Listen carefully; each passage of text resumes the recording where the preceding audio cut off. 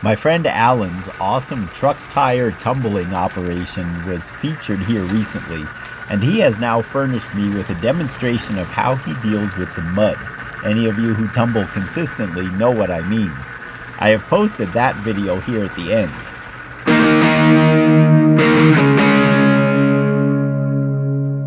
Hello and welcome back to my basement tumbler shop, where today it's time to dump the spooge bucket, which means it is getting to the point where I can no longer let it settle and pump clean enough fluid off the top into the filter bucket. So I'm going to do a time-lapse video of what's required to get the mud out of the bottom ready to dry and trash. Here we go. These precautions need to be taken, as such mud would settle out and harden like concrete over time in the drain and sewer, leading to unexpected and costly inconveniences and repairs. So that was the first of 4 steps, and there's still some cleanup needed here in the sink. But the spooge bucket is now about as empty as I would ever want it to be, and I've put back the pump.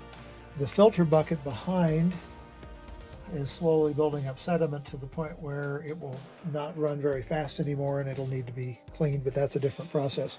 Anyway, getting the stuff into the bucket to take upstairs is step 1. Step 2 is letting it settle over several days and taking mostly clear water off the top to put back inside the sink and the spooge bucket.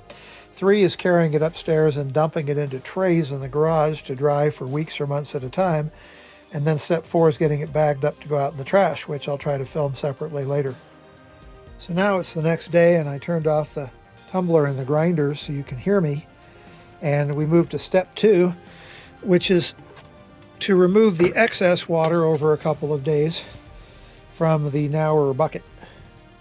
Removing the water in this manner really speeds up the drying process. So about 3 days later, and several times dumping extra fluid out of the bucket, it's finally ready to take upstairs. As you can see, there's not much water left, and also how much slurry remains after dewatering. So now, after very, very carefully carrying the bucket upstairs, because you do not want to dump 3 or 4 gallons of mud on the carpet, it's parked in the garage, ready to be dumped into trays under the car, but not until the car is moved out sometime. Okay, we're out in the garage a couple of days later, and the car is out. So now, to illustrate how to dump the bucket full of slurry on the left into the drying trays in the middle, which sit under the car when it's parked here, and the 2x4 frame around it with the plastic showing is also a stopper for the car wheels. When the bumper hits the cardboard, you know you're getting close, and when you hit the wheels, you can't go any further. So that's what you're seeing here. Now, I'm going to do a time lapse of the dump process. Alan does this to avoid having wet mud get all over his dumpster or perhaps spill in the street, not to mention that some jurisdictions don't allow such liquids in the trash. That was step 3 out of 4. And I let the bucket sit for up to a week drying out, and then I bang it out any additional dried slurry into the trash, take it downstairs, clean it up really well, and put it away. So now it is April 20 and weeks later, and the slurry has dried enough to crack, which is enough to at least dump it out and bag it.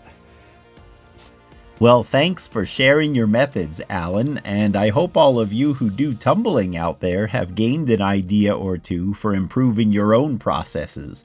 Again, be sure to watch the attached video about Alan's amazing operation. As always, I look forward to your comments. Please remember to like and share, as that really helps us out.